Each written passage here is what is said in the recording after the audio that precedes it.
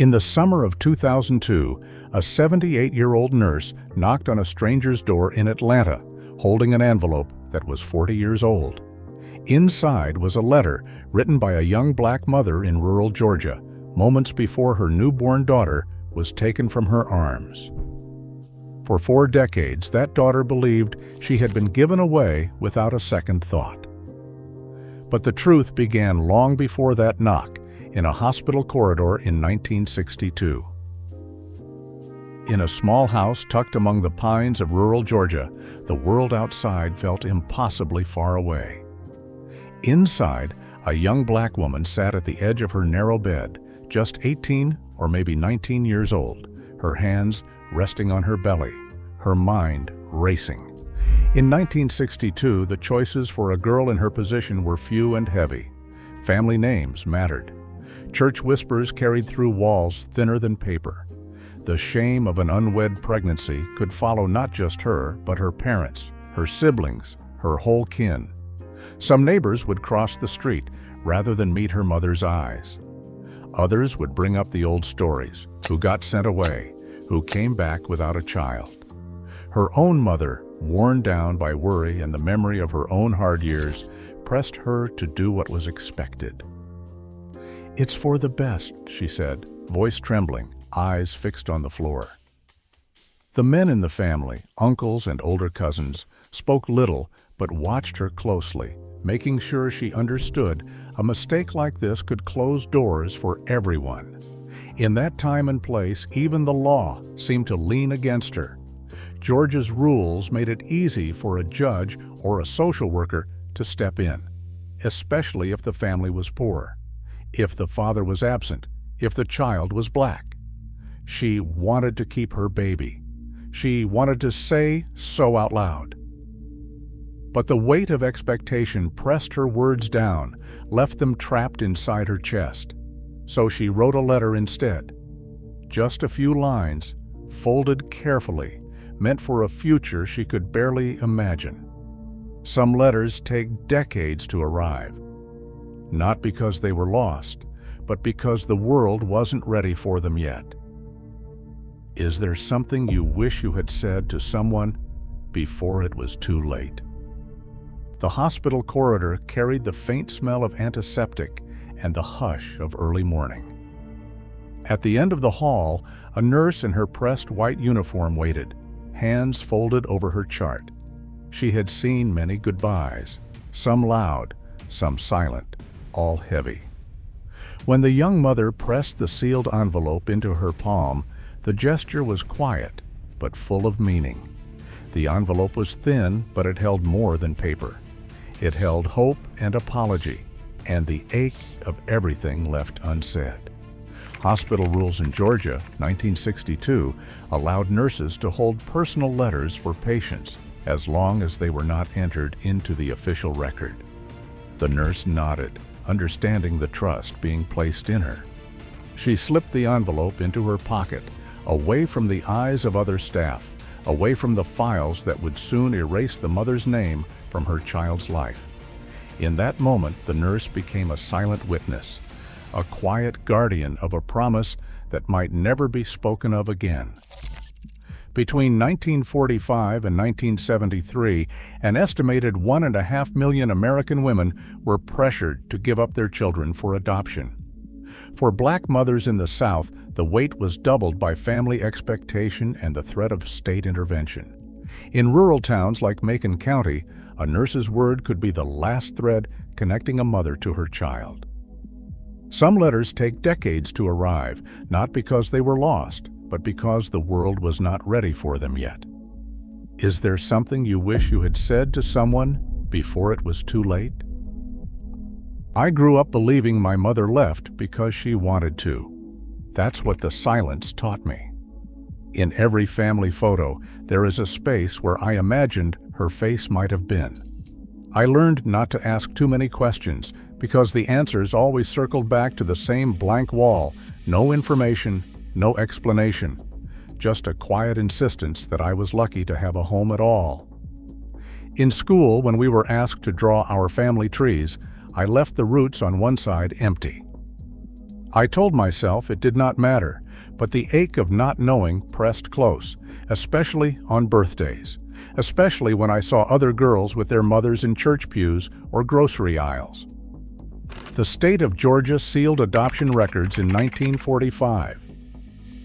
That meant no birth certificate, no way to search, no letter waiting in some official file. I carried the belief that I was unwanted, a mistake to be erased, because that's what the world seemed to say about girls like me, born in secret, raised in silence. I read once that between 1945 and 1973, 1.5 million women in America were pressured to give up their babies. For black mothers in the South, the pressure came from every direction: family, church, the law, the fear of what might happen if the truth got out. Some letters take decades to arrive, not because they were lost, but because the world was not ready for them yet. Is there something you wish you had said to someone before it was too late? In Georgia, the weight of a mother's decision was never hers alone. For black women in the early 1960s, every choice was tangled in family history, church doctrine, and the silent watch of neighbors who knew how quickly a reputation could be ruined. The state called it protection, but it felt like erasure. Social workers, mostly white, held the power to label a mother as unfit or morally deficient, words that could take a child from her arms before she even had a chance to speak. In Macon County, where the median income for black families was just $2,800 a year, the fear of losing everything was real. A single mistake, one moment of tenderness, could mean a lifetime of separation. The nurse who took the letter that morning carried her own burden. She had watched too many goodbyes, seen the way mothers looked back as they were led away, hands empty, faces set in silence. Hospital rules said she could keep a personal letter if the mother asked, as long as it never entered the official record. But rules did not account for the ache in her chest each time she thought of the promises made and broken in those halls. She tucked the envelope away, telling herself she would deliver it when the world was kinder, when the child was grown, when the truth could finally be spoken aloud. Between 1945 and 1973, an estimated 1.5 million American women were pressured into relinquishing their children.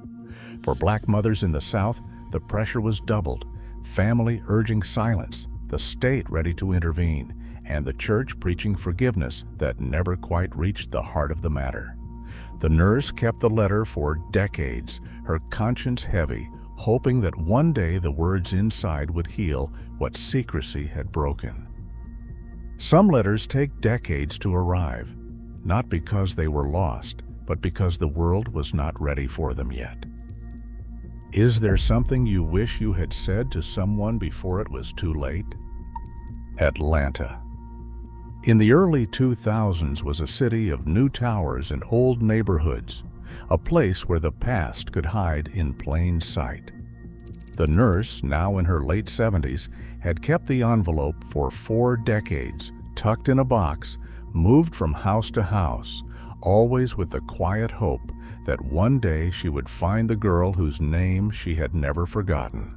Georgia's adoption records had been sealed since 1945, but by the turn of the century, new laws and registries gave her a way in. She filed paperwork at the county courthouse, waited through months of silence, then received a letter with a name and a last known address.